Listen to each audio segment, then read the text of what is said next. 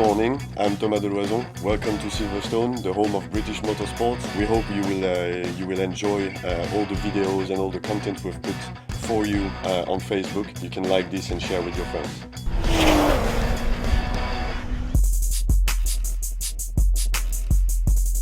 They do, which is why we've built two of them, a left and a right-hand drive. Well, of course, it's a packaging issue. You know, fitting all of that technology that we got in GT-R in such a small space has meant some compromises. The GT-R diff is probably that high, and it doesn't fit at the rear of the Juke, keeping the seats. I don't think you'd want to sit in the back of one of these doing 150 miles an hour down the autobahn. We kept the stock lights on the Juke-R because they're perfectly adequate for what we're using them for. There was a few brief lines at the beginning of the project, and one of them was to make sure that we would keep the Juke identity. As I mentioned before, the Juke design is very important. We love the design of the Juke. Of course, this car's now butcher, it's got bigger shoulders, but you know, the lights are part of the real basis of the Juke design. We didn't want to change them.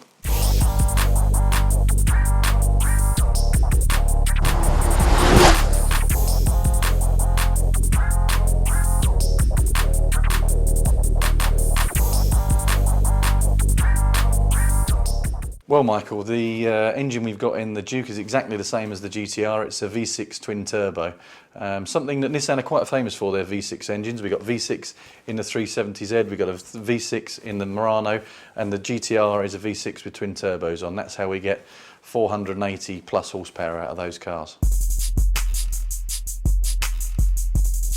Obviously, by the short wheelbase, it gives it a more reactive behavior. Wheelbase is shorter, the car handles very, very similar to the GT-R, because think about the computing power in the GT-R. It's actually working out things like how much slip angle have you got, what's the yaw of the car. So whether the wheelbase is shorter or longer, actually those computers are still clever enough to work out which direction it should be going and how much power it should go to each wheel. Less stability at very high speed, but much easier cornering capabilities.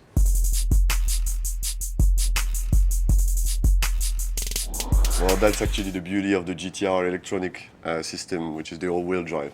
This system is so smart that it didn't require a lot of settings. We simply shortened the wheelbase, put the GT-R electronic systems on it, and it simply understood it.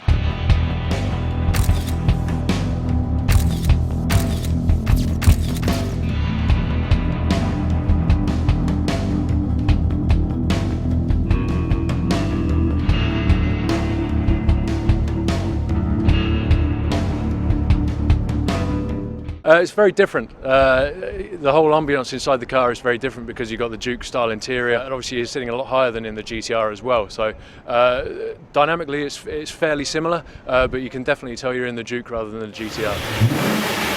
The two cars are two different concepts. GT-R is a proper supercar, yeah? It's a car that can challenge the Porsche 911 Turbo on the Nürburgring. The Juke itself is a crossover. What we've done in the programme so far is we've done all the safety checks, all the ride and handling checks, and the focus of the next few weeks of the project will be to get those statistics.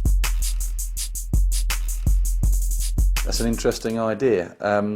The GT-R and the Juke are clearly related. I called them father and son earlier, but will they ever be seen in the same film? I don't know, but I think you're going to see a lot of Juke-R in some of our films, and I think you've seen a lot of GT-R on the internet. Maybe we should ask the fans and see if they all think that's a good idea. For a married man, I shouldn't answer it, of course, but some of my single friends, I'm sure, are thinking about it. That's a brilliant question. I'm not sure my wife will agree to how I would like to answer that. Picking up chicks, definitely go for the Juke-R, that's for sure. As Juke's been my baby for the last year or two, then I'd be the Juke-R every day.